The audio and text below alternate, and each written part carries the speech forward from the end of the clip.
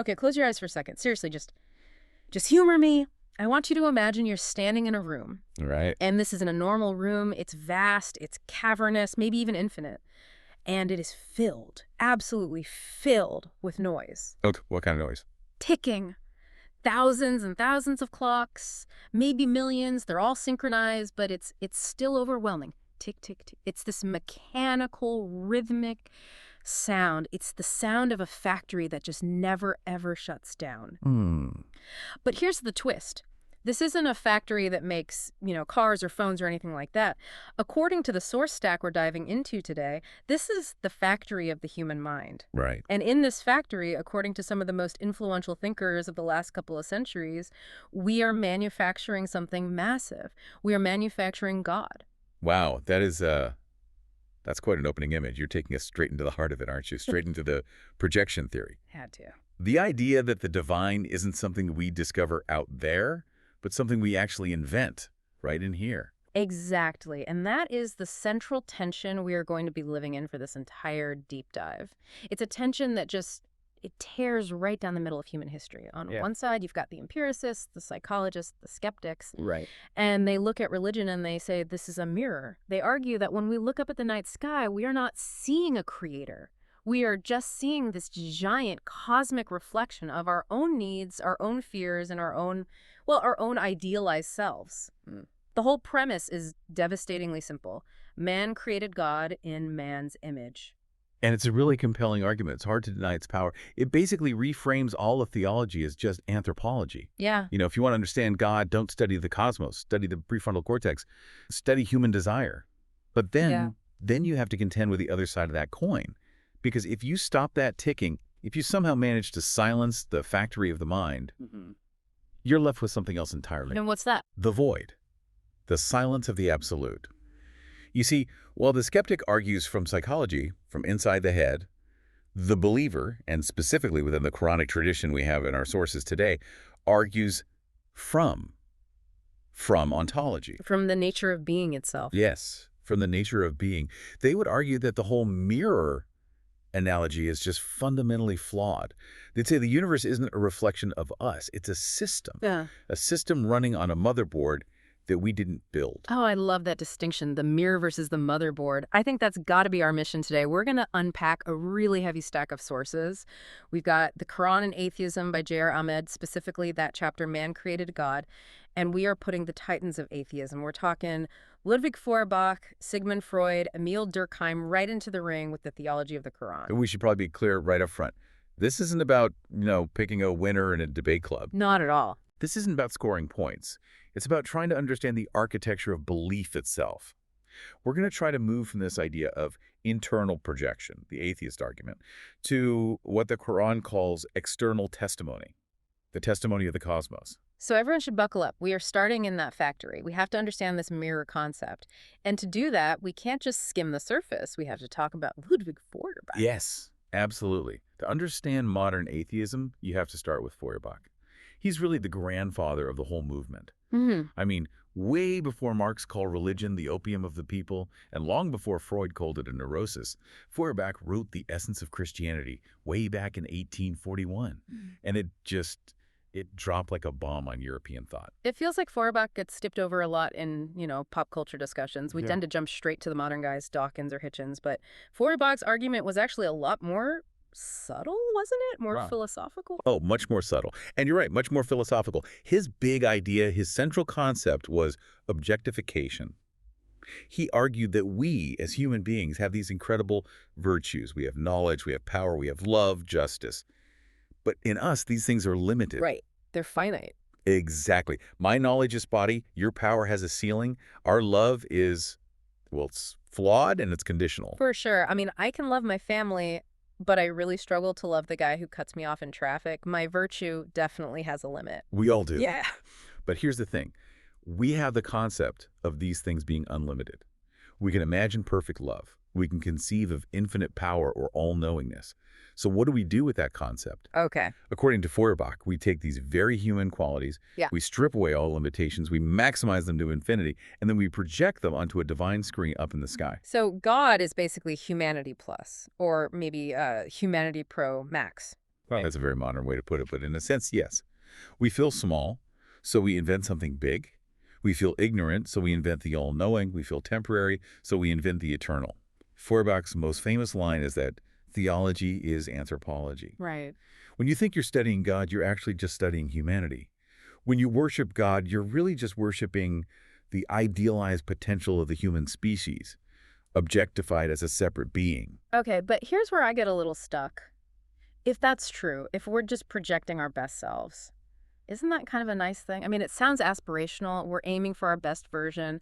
Why did Feuerbach see this as such a huge problem? That's the critical question, and it's where his argument gets its teeth. Feuerbach didn't think it was nice at all. He thought it was profoundly destructive. He called it self-alienation. Self-alienation, okay. Unpack that for me. He argued that by projecting all goodness, all power, all love onto God, we are literally emptying ourselves of that goodness. Think about it. If God is the source of all love, then what are humans, naturally?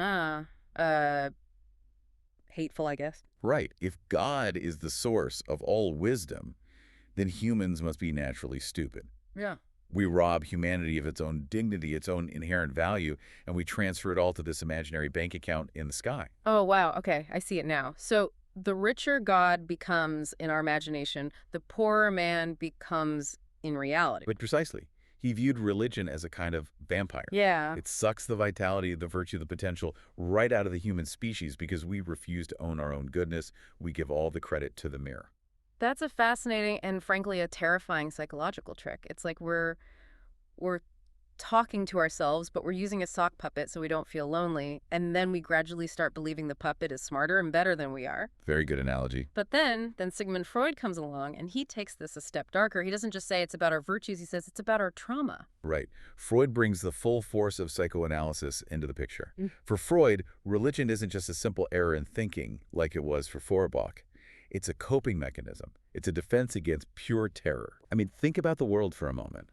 Truly think about it from the perspective of early man, or even us today, if you strip away our modern comforts, our air conditioning, and our hospitals. It's a nightmare. It's absolutely terrifying. It is. Nature is terrifying. You've got earthquakes, floods, diseases, predators lurking, and then looming over all of it is the ultimate terror, death, the absolute inevitable cessation of consciousness. It's just a chaotic, uncontrollable machine that seems to want to kill you at any moment. Exactly. And Freud argues, in The Future of an Illusion, that as little children, when we're terrified and helpless, who do we turn to? A parent, a father figure. A father figure. Someone big, strong, someone who creates rules and offers protection. But as we grow up, we have this horrifying realization that our biological fathers can't stop earthquakes. They can't stop cancer. They can't stop death. We remain helpless children, but now we're just standing in the face of the entire universe. And so we invent a super dad. That is the infantile father figure theory in a nutshell. Freud called religion a collective neurosis. It's pure wish fulfillment. We desperately wish there was someone looking out for us, so we create the illusion of benevolent, all-powerful Father in the sky who promises that if we just follow the rules, we'll be safe. It is the ultimate security blanket. Don't worry, Dad is watching over you. And, most critically, this super dad makes the ultimate promise that death is not the end. That is the final, most potent piece of wish fulfillment. We are so utterly terrified of ceasing to exist that we invent an entire afterlife just to soothe that existential anxiety. I have to admit, as a theory, it's incredibly persuasive. It makes so much sense of the emotional stickiness of religion. It's not just a matter of logic, it's a matter of survival. It soothes the panic. It does. It absolutely does. And if you zoom out from that individual panic to the group panic, you get the next thinker in our lineup, Emil Durkheim. The sociologist. The sociologist of the bunch. He looked at religion and said, okay, maybe it's not just about calming the individual's fear. Maybe it's about gluing the entire tribe together. This is the famous social glue theory. Yes. Durkheim argued that when a tribe gathers to worship a totem or a god, what they are really worshiping is the society itself. The rituals, the chants, the shared beliefs, they all work to create what he called a collective conscience. It binds people together. It binds people together. If we all bow down to the same God, we are much less likely to kill each other and far more likely to cooperate for the common good. It's an evolutionary advantage, then. The tribe that prays together slays together, so to speak. Crude, but But basically accurate, yes. Mm. And then, of course, Karl Marx takes that social idea and adds the political spin. The opium of the people. The famous line, for Marx, it's a tool of control. If you are a member of the ruling class, how do you keep the poor or suffering masses from revolting against their terrible conditions? You give them religion. You tell them, don't worry about your suffering here. This life is just a test. Your real reward is in the next life. It acts as a powerful sedative. Okay, so if we look at this whole factory of the mind section of our sources, we have a very, very complete picture of the human-centric view. God is this multifaceted construct. He's part psychological crutch for our fears, Right. part social glue for our tribes, part political tool for our leaders, and then more recently, we've even added a biological layer to it, haven't we, from evolutionary science? We have. This is what you could call the cognitive factory. Scientists now talk about something called HADD. HADD. HADD. It stands for Hyperactive Agency Detection Device. I love that term. It sounds like some gadget you'd buy on a late-night infomercial, but it's actually a real survival instinct. It is a profound survival instinct. Imagine you are an early human on the savannah. You hear a rustle in the tall grass. You have two choices. Choice A, you assume it's just the wind. Choice B, you assume it's a tiger. Okay, well, if I assume it's the wind and it turns out to be a tiger, I'm lunch. Exactly. But if you assume it's a tiger and it turns out to be just the wind, what's the cost? You just look a little silly for running away for a second. The cost of a false positive is very low. The cost of a false negative is death. So evolution bred us to be paranoid, to see agents everywhere. Precisely. We are hardwired to see agents, intentional actors, behind events. We hear a noise in the dark. Someone must have made it. The wind blows the trees. Something must be pushing them. And so when we look at something as big and complex as the weather or the movement of the planets, our HADD goes into complete overdrive. We can't help but assume there must be a controller behind it all. We take our theory of mind, our ability to understand that other people have thoughts and intentions, and we over-apply it to the entire universe. We assume the universe itself has a mind. We anthropomorphize the cosmos. Okay, let's just pause here for a second, because we have just built an absolute fortress of an argument for the atheist view. It's logical, it's scientific.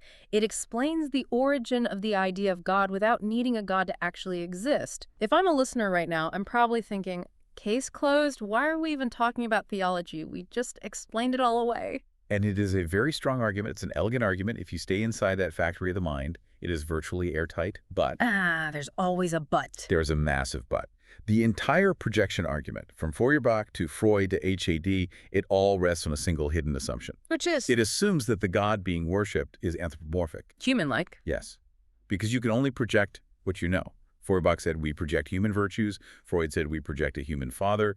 HADD says we project human agency. It's always us, just bigger. Right, of course. If I'm projecting a super dad, he's going to look something like a dad. He's going to get angry like a dad. He might even have a body, or at least human-like emotions. But what happens if the very definition of God explicitly, forcefully, negates everything human? What happens if the God being described isn't a super dad, isn't a reflection of society, and shares absolutely no qualities with the physical world we inhabit? Then the mirror shatters. Exactly. The analogy breaks down completely. You cannot say you are just projecting your own image onto the clouds if the image described in the clouds looks nothing like you. And this is what brings us to the Quranic Rebuttal and this central concept of as-samad. Okay, let's unpack this carefully. We are now moving from the loud, anxious ticking of the human mind to the deep resonance of theology. The source focuses very heavily on a chapter in the Quran called Surah Al-Ikhlas. It's a very short chapter, only 4 verses, but the author argues it's basically the kryptonite to the projection theory. It really is presented that way. It's considered the quintessential definition of monotheism in Islam. And it starts with, say, He is Allah, one, absolute uncompromising singularity. But the second verse, that's the game changer for our discussion today. Allah, the eternal refuge. The eternal refuge. The Arabic word used here is as-samad. As-samad. I've been looking at the definitions in the notes, and it seems like translators really struggle with this one. Some say the eternal refuge, some say the absolute, others say the self-sufficient. It's one of those incredibly dense Arabic words that really requires a whole paragraph to translate properly. Yeah. Linguistically, it comes from a root that implies the solid, something without cavities, something that cannot be penetrated or divided. But conceptually, in this theological context, its primary meaning is the one on whom all depend, but who depends on none. Okay, that last part feels crucial.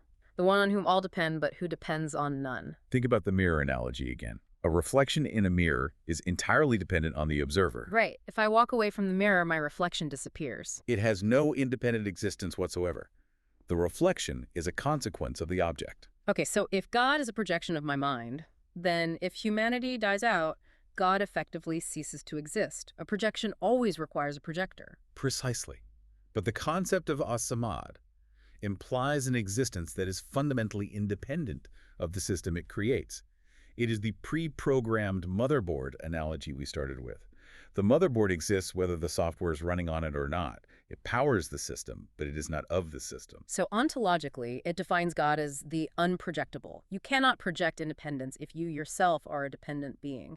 It's a logical contradiction. And it gets even more specific, even more anti-projection in the very next verse.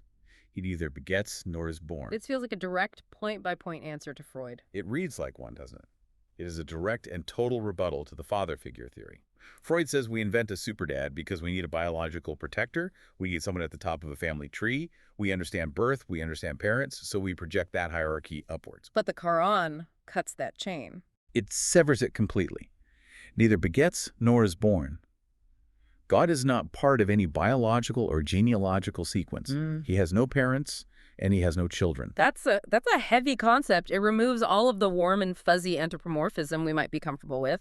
A God who is not born and does not give birth is, well, he's profoundly alien to our entire biological experience. Wholly other. That's the theological term for it. And the final verse of the chapter just seals it. Nor is there to him any equivalent. This is the ultimate anti-projection clause. Because if God were a projection of us, he would have an equivalent. Yes, he would be a magnified, idealized version of us.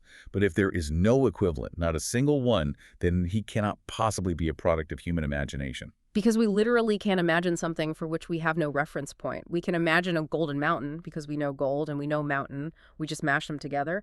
But we can't imagine a color we've never, ever seen. You've nailed it. The argument from the source here is that the Quranic definition of God acts as a kind of theological firewall against projection. You cannot project as samad. You cannot project something that has no beginning, no end, no physical form, and no needs. It defies the entire operational premise of the human-centric factory. So, okay, we have this definition of God that seems to stand completely apart from human psychology, but I'm going to push back again, playing the skeptic, because someone would just say, great, you've defined a God that's very hard to imagine. That doesn't mean he exists. You've just written a really creative, very clever definition. That is a fair point, a very fair point. A definition isn't proof of existence, which is precisely why the source material shifts gears again at this point. We leave the realm of psychology, what's happening inside the head, and we are forced to go to cosmology. What's happening outside the head. This is the move to external testimony. Right. The text cites that verse from the Quran, 3.190. Indeed, in the creation of the heavens and the earth are signs for those of understanding. And that shift in focus is critical. Feuerbach and Freud, they focus on our internal feelings, our anxiety, our desires. The Quran repeatedly points to external facts. It says, don't look at your anxiety, look at the horizon, look at the stars. The classic argument from design. The cosmic tapestry. Yes, but deployed here specifically as a counter-argument to the idea of human invention. The author asks us to seriously consider the scale and precision of the universe. The source notes mention the fundamental forces, gravity, electromagnetism, the strong and weak nuclear forces, the rate of expansion of the universe itself. Right, the fine-tuning argument. The idea that if gravity were just a tiny fraction stronger, the universe would have collapsed back on itself. If it were a tiny fraction weaker, stars and galaxies never would have formed. Exactly. And the argument is that these are objective realities. The sun doesn't rise because I feel like it should.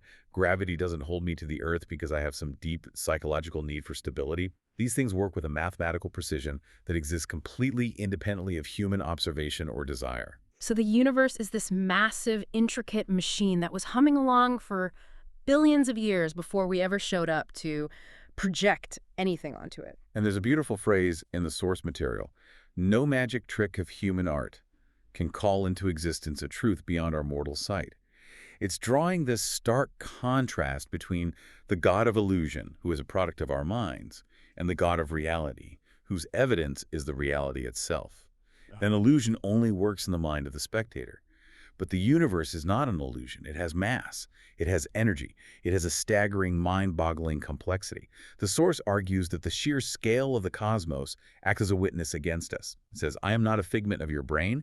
I am too big, too complex, and far, far too old to be your invention. It reminds me of that old watchmaker analogy. You know, if you found a watch on the beach, you'd assume a watchmaker. But the argument here is slightly different, more fundamental. It's saying, if you found a watch, you wouldn't assume you imagined the watch into existence. You would be forced to deal with the objective, physical reality of the watch itself. And the fact that the watch operates according to laws, the laws of physics and mechanics, that you did not write. That's the motherboard again. We are users on the system. We didn't code the operating system.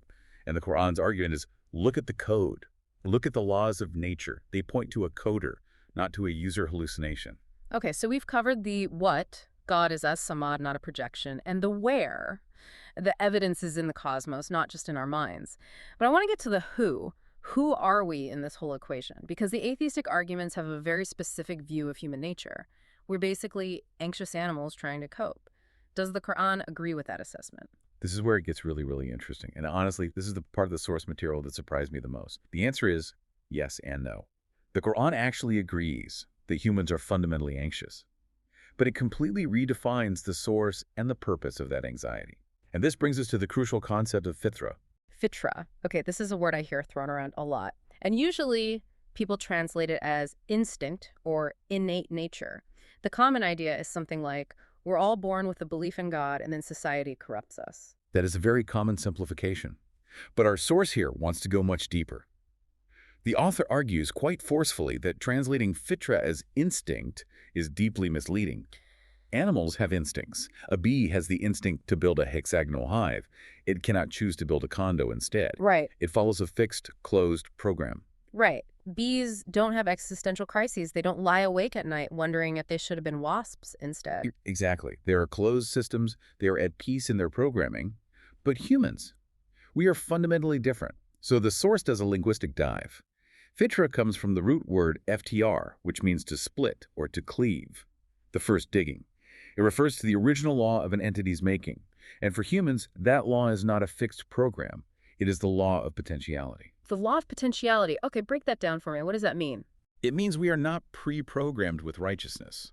We are not born good in a robotic, deterministic sense. We are born with the capacity for good and also the capacity for evil. We are born with the hardware to choose between them. Okay, so we are an open system. We have genuine agency. We are an open system. And because we are an open system, we are inherently unstable. The source cites a verse from Surah Al-Ikhlas, verses 70.1921. Indeed, man is created with an anxious disposition. Anxious disposition. That sounds exactly like what Freud was saying. It sounds incredibly similar on the surface, but the implication is the complete opposite.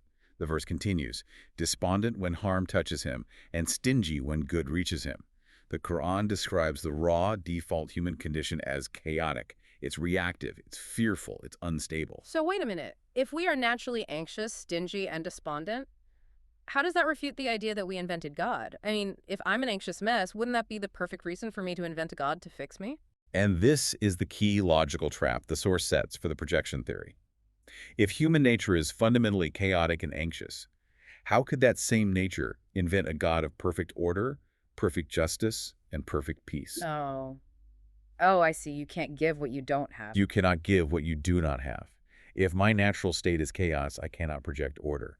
If I am finite and terrified, I cannot invent the concept of the infinite and the peaceful. The concept of a moral, orderly God stands in direct contradiction to our own anxious disposition. Therefore, that concept must have come from outside our nature, not from within it. That is a fascinating flip of the script. The anxiety isn't the cause of the invention. The anxiety is the proof that we are broken and need something external to stabilize us. Right. The motherboard requires software. Our hardware, our fitrah, is the capacity to reason and choose. But without the software, which is revelation or guidance, the hardware just spins out of control. That spinning, that instability is the anxiety. The source also connects us directly to the concept of the trust, right? From Surah 33.72. Yes, and this is a profound idea. The verse says that God offered the trust, or alamana, to the heavens, the earth, and the mountains. And they all refused it. They were terrified of it. but man accepted it. Why would the mountains refuse? I mean, mountains are huge and strong. Because the trust is free will. It is compliance by choice, not by compulsion. A mountain obeys God through the laws of physics. It has no choice but to be a mountain. It is safe. It is at peace in its programming. But man accepted the ability to disobey. And with the ability to disobey comes the terrifying risk of failure. And the risk of anxiety.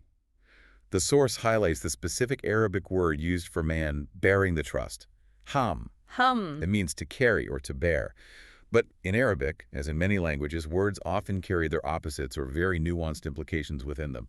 Think of the English word clip. You can clip papers together, joining them, or you can clip a coupon, cutting it out. True. Completely opposite meanings in one word. Hamel implies carrying a burden, but it also has connotations related to betrayal or the failure to carry that burden properly. In fact, the verse describes man as being unjust and ignorant for accepting this trust. We took on a job that was way too big for us to handle on our own. So tying this all back to the factory of the mind, the atheist argument says, we are scared, so we invented God to feel safe. The Quranic argument seems to be, we are scared because we accepted free will, the trust. And we are existentially aware that our own internal hardware isn't enough to run this ship. We need the captain's manual. That is the distinction perfectly stated. The atheist sees the anxiety as a reason to dismiss God as a mere coping mechanism. The theist, in this framework, sees the anxiety as the low battery signal on the dashboard, indicating we need to plug into the source. This leads us then to the final section of our deep dive, recognition versus projection. Because if it's not a projection, if we aren't just, painting a face on the sky, how does the connection actually happen? What is the mechanism? It happens through what the source calls collaborative interplay. And this is where the rubber really meets the road for anyone listening who still thinks religion is just a comfort blanket. And there's a key verse cited here from chapter 13, verse 11. Indeed, Allah will not change the condition of a people until they change what is in themselves. This verse is a devastating counter-argument to Freud's wish fulfillment theory. Just think about it for a second. If you were inventing a fantasy god to make yourself feel better, a pure comfort blanket, what kind of god would you invent? I mean, I'd invent a god who says you're doing great, here's a gold star, don't worry about changing a single thing, you're perfect just the way you are.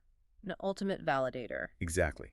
You would invent a god of unconditional affirmation, a divine yes man in the sky. But the Quranic God is incredibly demanding. He says, I will not help you until you put in the work yourself. He demands discipline. He demands prayer 5 times a day. He demands fasting for an entire month. He demands charity from your wealth. He demands you control your anger and your lust. It's not a very convenient fantasy, is it? It is the opposite of convenient. It's an inconvenient truth.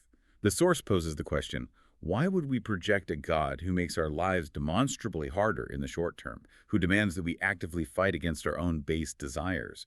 A true comfort blanket God would never ask you to wake up before dawn to pray when you are warm and exhausted in bed. That's a really practical, powerful point. If religion is an opium, it's a strange kind of opium that requires a lot of hard exercise before you're allowed to feel the high. Right. So the mechanism of belief, in this view, isn't sculpting a God to suit our needs. It is recognizing a God who challenges our needs.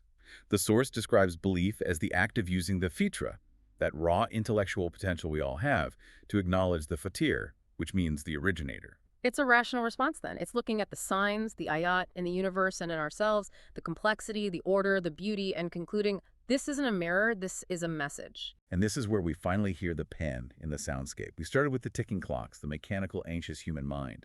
We moved to the vastness of the void, the realization of as-samad. And now we hear the pen, the symbol of intellect, of reason, of recording truth. It's the meeting point of reason and revelation. So the idea is that true belief isn't blind faith.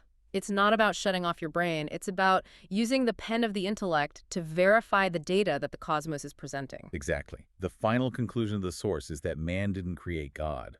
Man creates idols, man creates myths, man creates projections based on his own image. But the God of the Quran, the eternal, the unborn, the absolute, is presented as the one reality that shatters all those man-made idols. You don't create him. You collide with him. You don't create him, you collide with him. That is a very powerful way to phrase it. It shifts the entire agency of the process. We are not the authors of reality. We are the readers of it. And the fundamental question is, are we reading the text clearly, or are we just staring at the book cover and imagining what's inside based on what we want it to be? So let's try to synthesize this whole journey, because we have covered a massive amount of ground here. We started with the ticking clocks of the human mind, that factory where Feuerbach and Freud argue we manufacture our gods out of fear, ego, and the need for a cosmic daddy.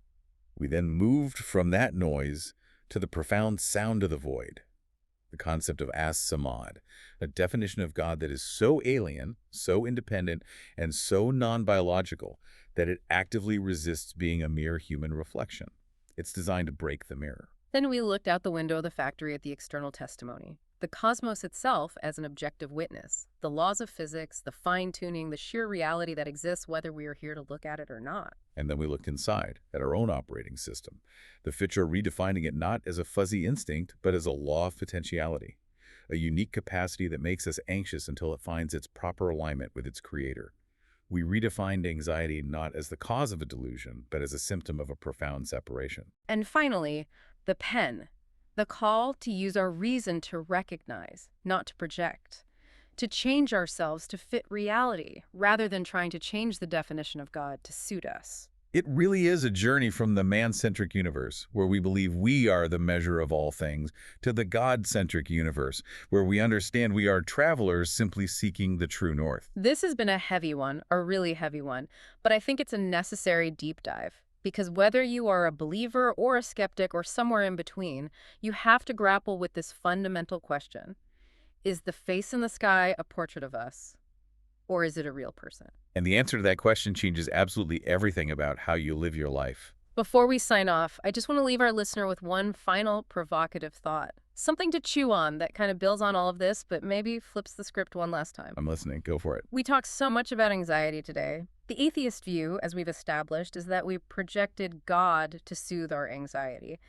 It's a medication, a spiritual placebo. Right. It's a bug in the system that we're trying to patch with a fantasy. Exactly, but consider the Quranic view we just unpacked. If that anxiety is actually built into our fitrah, if it's the law of potentiality itself, then maybe the anxiety isn't a bug. Maybe it's a feature. A homing beacon. A homing beacon. That's perfect. Think about hunger. The feeling of hunger is unpleasant. It's a void in your stomach. It's a form of suffering. But hunger isn't a design flaw. It's a critical signal that your body needs food. And more importantly, the fact that you feel hunger is powerful proof that food exists. Evolution wouldn't give you a powerful drive for something that isn't real. That is a brilliant analogy. So what if that feeling of existential emptiness, that void we sometimes feel inside, isn't a sickness to be medicated with illusions or distractions?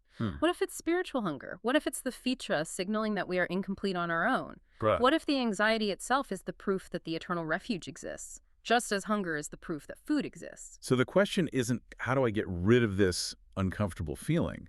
The question becomes, where is this feeling pointing me? Exactly. Is your reflection in the mirror showing you what you want to see? Or is the mirror actually a window and you're just afraid to look through it? That is the question. Thanks for diving deep with us. We'll see you in the next one.